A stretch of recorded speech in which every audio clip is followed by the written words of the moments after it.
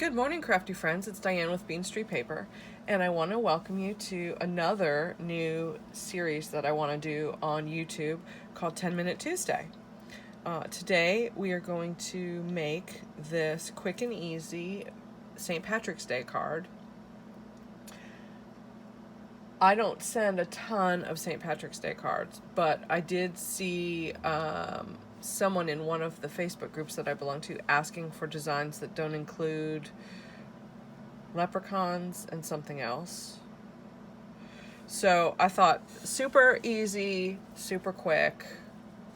And I do have a few special people that I give a card to and I tuck a little scratch off ticket in. So this is the perfect card. So without further ado, let's get started. I don't have a timer yet. I need to purchase one, but this card is definitely under 10 minutes, I promise. So you're going to need, I am using the Itty Bitty Greetings Stampin' Up! Stamp set, and it says have a lucky day. Okay, I'm using dark green archival ink. It's called Library Green. Here's my stamp.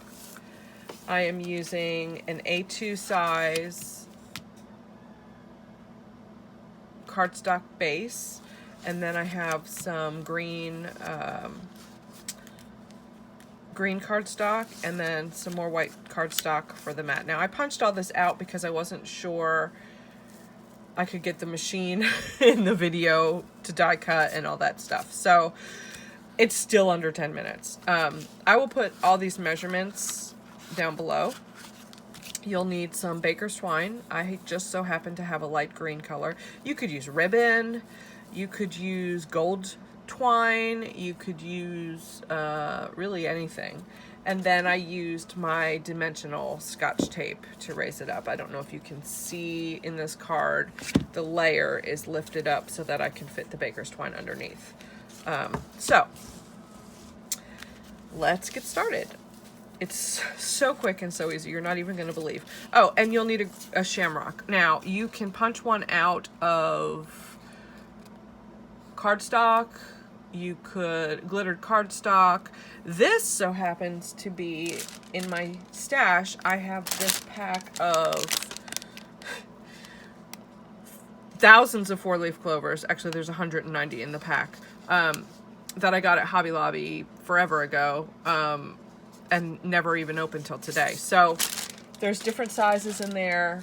I just chose a circle that fit the one that I wanted to use. I thought that one was big enough. So let's get started. Now I have my cardstock base. It's A2, so it's 4 1/4 and by 5 1/2, right? And it opens on the long side. And then I know I've said this before, I like small borders, so I cut my mats at 1/8 of an inch. You can cut them at 1/4. It makes it a whole lot easier. But what we're going to do first is attach this white panel to the green panel.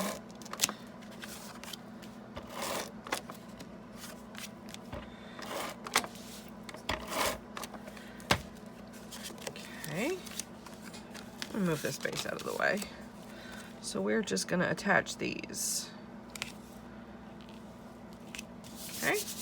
Then I'm going to take my twine and cut me off a piece. And I'm going to wrap it around. I always just leave a little tail hanging over the end, and then I wrap till I'm happy with it, I guess. I crisscross a little bit. Okay, and then this is the piece that's gonna tie with the piece that I left here. Okay, I want to move this down just a scooch. Okay. Now, I'm gonna just tie a bow. This is probably gonna be the part that's gonna take the longest because A, I'm not an expert bow tire. And I'm definitely not an expert bow tire on camera. It went off pretty good. Okay. Then I'm going to just trim my end. Maybe trim this end a little bit too. Okay, I want to spread these out just a scooch. There we go. Then I'm going to flip over and attach my Scotch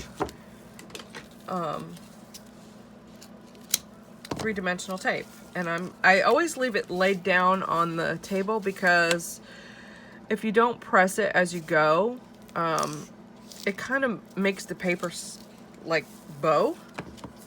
So I like to make sure that I have it flat on a table and press as I go. Just some little things I've learned. There we go. Okay, I need a little bit more.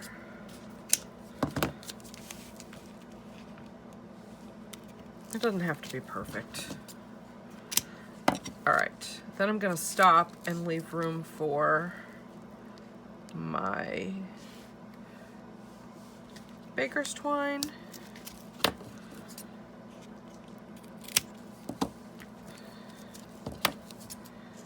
And I'm gonna cut the very last bit of this in half.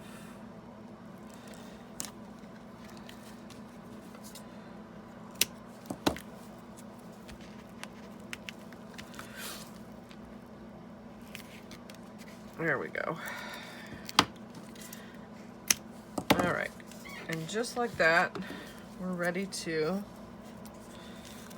peel off the backs and attach it to our card base. We are almost done with this card. That is how quick and easy this is. The longest part is tying the bow and putting the dimensional on.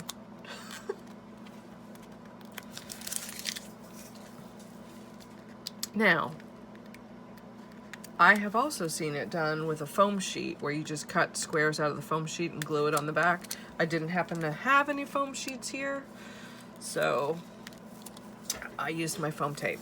I'm gonna take my Barely Art glue, and I know I show this in a lot of my videos, but I prefer to add a little bit of wet adhesive, and the reason why is because once you stick this down, sometimes these adhesives are so sticky that you're stuck with it. You don't have a minute to reposition it or think about it, so make sure my card base is opening the right way. I'm just gonna center this on my card base. There we go. Press it down.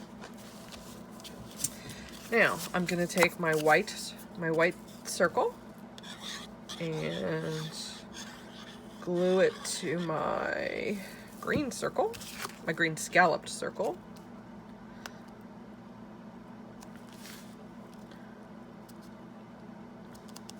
Okay, and then I'm gonna take my green scalloped circle and glue that to my card.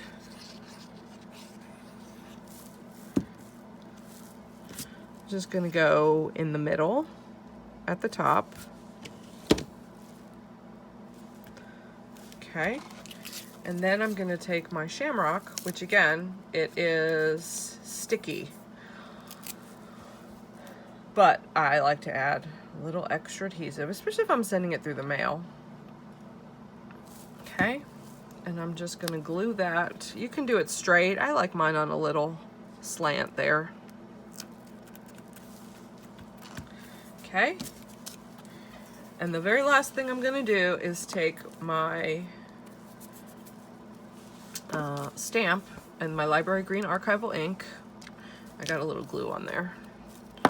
Okay, I'm going to pat it on my stamp and just stick it.